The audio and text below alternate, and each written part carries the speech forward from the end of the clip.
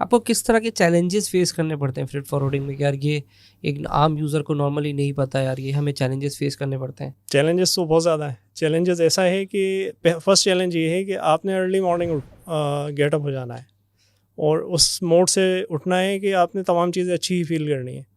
चाहे आप रात को 2 बजे सोए हों, चाहे आप मतलब एक रात का पहर निकाल दिया हो, 3 साढ़े 3 भी बज रहे हो, लेकिन आपने 6:30 उठ जाना है। उसका रीज़न ये है कि चाइना मार्केट ओपन हो चुका है, नाउ गेट अप। और उसी मूड से उठना है जो चाइना को आप समझ सकें। चाइनीज़ बड़े अच्छे लोग हैं, ईमानदार लोग हैं, ये मेरी अपनी सोच है। मेरा एक्सपीरियंस बहुत अच्छा है चाइनीज़ के साथ। अगर आप किसी ईमानदार बंदे के साथ काम करेंगे तो बड़ा अच्छा और तरीके से काम करेगा आपके साथ। सही। आप उसको प्रॉम्प्ट रिस्पॉन्स कीजिए, लॉयल्टी रखिए उसके साथ, आपको बहुत ज़्यादा अच्छे तरीके से एंटरटेन करेगा।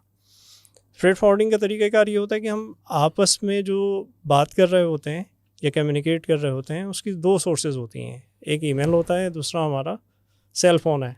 सही। अब थर्ड सोर्स ये आ गया है कि हमारे पास डिफरेंट ऐप्स आ गई हैं। मतलब बहुत आसान अल्फाजों में ये कि मैं अपनी जो 70 to 80% वर्किंग है वो 6:30 से स्टार्ट कर लेता हूँ। ईमेल नहीं करता, वीचैट, क्योंकि ये मेरी सोर्सेज हैं जिससे मैं अपनी जो शिपमेंट्स हैं उनकी अपडेट ले चुका होता हूँ। ठीक है। मेरे जो कस्टमर सर्विस एरियाज़ हैं उनके जो लोग हैं उनके अलग अलग डिविजन्स बने हैं, तो वो भी इसी प्लेटफॉर्म को यूज़ करते हैं। और जितनी भी इंक्वायरीज़ होती हैं 60 to 70% वो कवर हो चुकी होती हैं हमारे ऑफिस आवर्स स्टार्ट होने से पहले। ऑफिस आने से पहले अगर मैं अपना 60 to 70% काम वाइंड अप कर चुका हूँ तो इसका मतलब ये है कि मेरे पास अब टाइम बहुत ज़्यादा नहीं है। सही। चाइना मेरे पास आता है लंच से 10:30 और 10, उसके बाद मुझे प्रिपेयर होने का टाइम मिल जाता है दूसरी मार्केट्स के लिए। मुझे यूरोप मार्केट स्टार्ट होने का वेट करना है तो यूरोप मार्केट स्टार्ट 12 बजे से 1 बजे के दरमियान हो जाता है। आपकी जो प्रोडक्ट नॉलेज है वो इम्पेक्ट कर रही होती है कुछ चीज़ों पर। आपकी जो प्रोडक्ट है वो फ्रेट फॉरवर्डिंग है। फ्रेट फॉरवर्डिंग किन चीज़ों पर बेस्ट करती है? 2 चीज़ों पर बेस्ट करती है। पहला, आपकी मेन स्ट्रीम कंपनी वैल्यूएशन क्या है, किस वैल्यूज़ पर काम कर रही है, आपकी जो शिपिंग के मामलात हैं वो कितने ज़्यादा स्ट्रॉन्ग है। सेकंड इम्पॉर्टेंट चीज़ ये है कि आपका नेटवर्क, आप सर्विस प्रोवाइडर हैं, आप कोई प्रोडक्ट नहीं दे रहे हैं, आप कोई सेलुलर फ़ोन जो है वो नहीं दे रहे हैं, आप कोई किसी तरह का फिज़िकल प्रोडक्ट नहीं है आपके पास, आप सर्विस प्रोवाइडर हैं।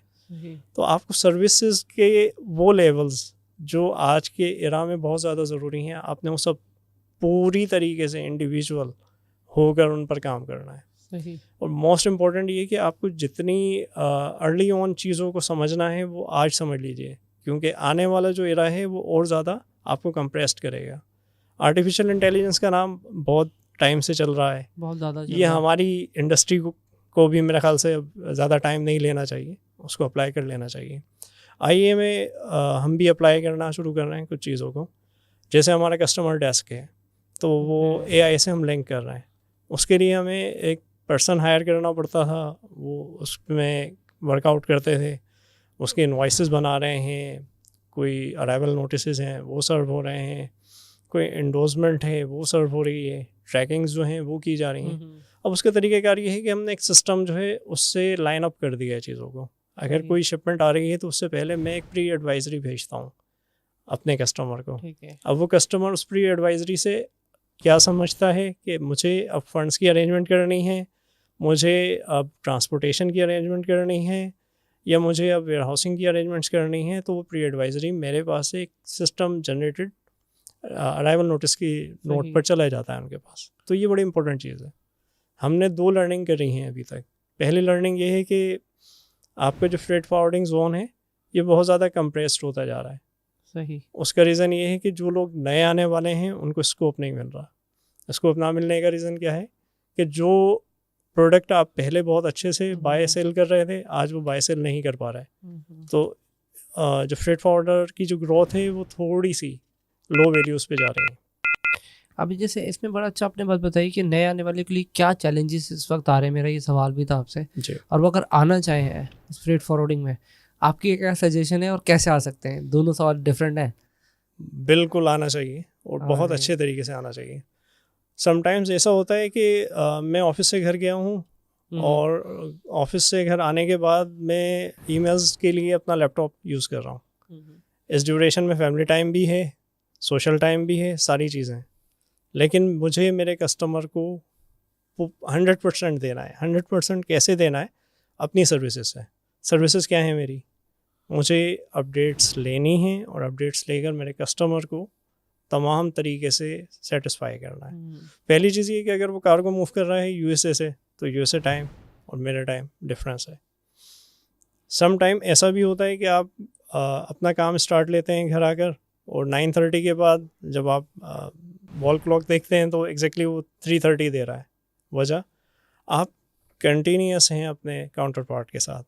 जितनी अपडेट्स आप ले सकते हैं मैक्स आप वो लेना चाहते हैं। उसका रीज़न ये है कि आप नेक्स्ट डे पर बहुत सारे काम नहीं छोड़ना चाहते हैं। अगर आज आपकी कार्गो की स्टफिंग है, आज आपका कार्गो मूव हो रहा है, कोई कार्गो आपका पिकअप हो रहा है, तो आप चाहते हैं पूरी तरीके से उसकी अपडेट ले लें।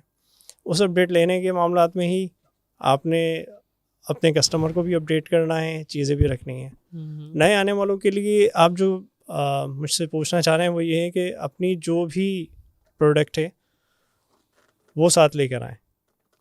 प्रोडक्ट साथ लेकर आएँ, अपनी एक प्रोडक्ट साथ लेकर आएँ। बहुत ज़्यादा इंपॉर्टेंट है ये समझने के लिए।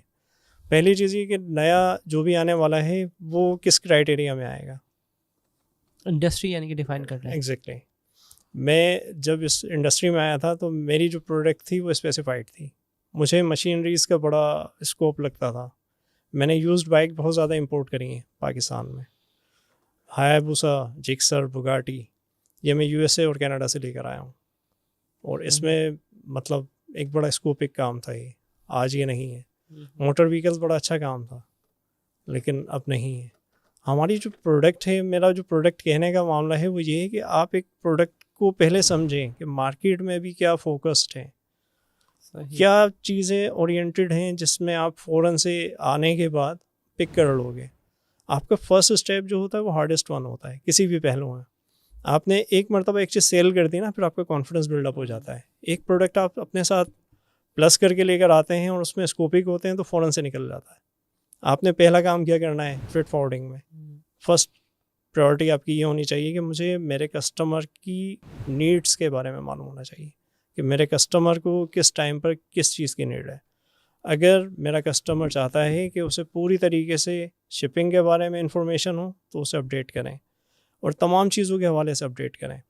आपका कार्गो पिकअप हो गया, आपकी commercial invoice packing list paste होनी है, कार्गो पिक्चर्स चाहिए। आपका कार्गो मेरे वेयर हाउस में आ गया, वेयर हाउस की पिक्चर्स चाहिए। आपका कार्गो ऑन बोर्ड हो गया, ऑन बोर्ड के बाद बिल ऑफ लीडिंग मिलना है, बिल ऑफ लीडिंग की अप्रूवल होनी है। आपके पास original bill of lading deliver करवा दिया गया है सप्लायर के पास। क्या यहाँ तक मेरा जॉब कंप्लीट हो गया? बिल्कुल भी नहीं। मेरा जॉब यहाँ से स्टार्ट होता है। मेरा जॉब ऐसे स्टार्ट होता है कि जब ऑन बोर्ड हो गया है कार्गो तो उसका डिपार्चर भी मुझे देखना है कि वो डिपार्ट हुआ या नहीं हुआ। जब कार्गो डिपार्ट हो जाएगा तो उसके बाद मुझे डॉक्यूमेंटेशन के हवाले से भी कस्टमर से फॉलोअप लेना है कि आपके पास डॉक्यूमेंट्स आए या नहीं आए। अगर डॉक्यूमेंट्स आ गए हैं तो फिर मैं आगे की जो फिजिबिलिटीज़ हैं वो बनाना शुरू करूँ। बैंक डॉक्यूमेंट्स आने के बाद पहली प्रायोरिटी ये होती है कि मैं कस्टम टैरिफ पहले से अप्लाई कर चुका हूँ, ड्यूटी स्ट्रक्चर बना चुका हूँ, और जो मेरी डिलीवरी डेट्स हैं उसमें ट्रांसपोर्टेशन को जो है वो अरेंज कर चुका हूँ। सही। तो ये मोस्ट इम्पॉर्टेंट फैक्टर हैं जो आपको इंडस्ट्री में आने के लिए इन चैलेंजेस को समझना होगा कि ये वो चैलेंजेस हैं जहाँ अपने सेल्फ सेटिस्फेक्शन जो है वो भी रखनी है और कस्टमर सेटिस्फेक्शन वो भी रखनी है। आप अगर रात में सो जाएं तो आपको खुदा न खास्ता कोई परेशानी ना हो कि मुझे सुबह उठ के किसी एक ऐसी चीज़ से फाइट करनी है जिसको मैं कॉप अप नहीं कर सकता। ये तो बड़ा चैलेंजिंग लगता है मुझे। तो हमारे ऑनलाइन में तो ये होता है कि हमने तो काम किया और सो गए, उसके बाद तो इतना मसला नहीं है। आपके इसमें तो डेली मल्टीपल लोगों के साथ कोऑर्डिनेशन करनी पड़ रही है। लेकिन इंटरेस्टिंग काम है। अच्छा, मज़ा आ रहा है तो फिर ठीक है, अदरवाइज तो फिर बहुत मुश्किल है। नहीं, आप इसको मतलब ड्राई टाइप ना लीजिए, इसको इंटरेस्टिंग बनाइए। सबसे इम्पोर्टेंट चीज़ ये है कि जो काम आप कर रहे हैं उससे आपको लव होना चाहिए, और लव ऐसा होना चाहिए कि सिर्फ कहने का नहीं, करने का भी।